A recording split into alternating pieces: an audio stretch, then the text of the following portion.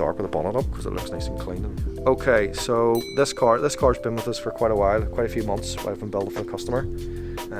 It has been in for a full K20 conversion. The car originally started off as a 2005 1.6 Civic Sport. We've more or less supplied the customer with new engine gearbox. Engine's been opened up, checked top to bottom, new gaskets, seals. Then it's had a new stage 3 comp clutch. And the gearbox has had 5.1 final drive and the factory LSD.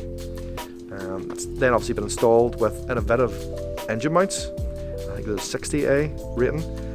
Got the car up and running, and then we've obviously tuned the car on Hondata K Pro, where it's made a healthy 234 horsepower. It's also had the brake upgrade, stop tech discs, Brembo pads and Brembo calipers from DC5 fitted to it.